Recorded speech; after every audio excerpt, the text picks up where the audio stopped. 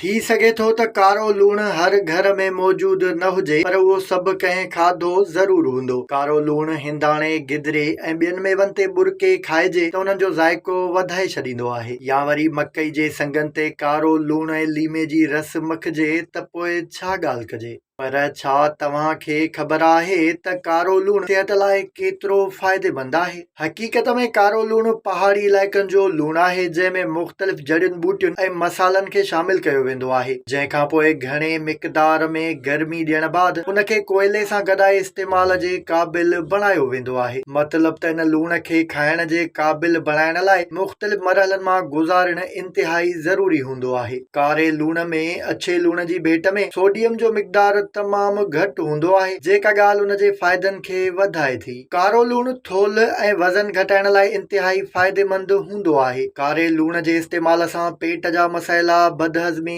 खटियुनि मिठियुनि ओघरायुनि, बलगम ऐं तेज़ाबियत खे घटाइण में मदद मिले थी। इहो लूण एसाबी निज़ाम जी बहितरी ऐं डिप्रेशन जे मरीज़नि लाइ इंतिहाई बहितरीन हूंदो आहे। कारो लूण रत जे वहिकरनि खे बहितर कंदो आहे ऐं इन सां हिॾकियूं बि घटाए सघिबियूं आहिनि। पहिरीं सावण जी मौसम में कारे लूण जो इस्तेमाल गर्मी लॻण खां बि बचाईंदो आहे। इहो लूण पेट में मौजूद जीतनि जी सफ़ाई ऐं नुक़सानकार बैक्टीरियाज़ जो ख़ात्मो कंदो आहे। जीअं त उन में सोडियम जो मिक़दार घटि हूंदो आहे, उन करे सिहत जे माहिरनि जो चवणु आहे त हाई ब्लड प्रेशर जो शिकार माण्हुनि खे इन लूण जे इस्तेमाल खां पासो करणु घुर्जे।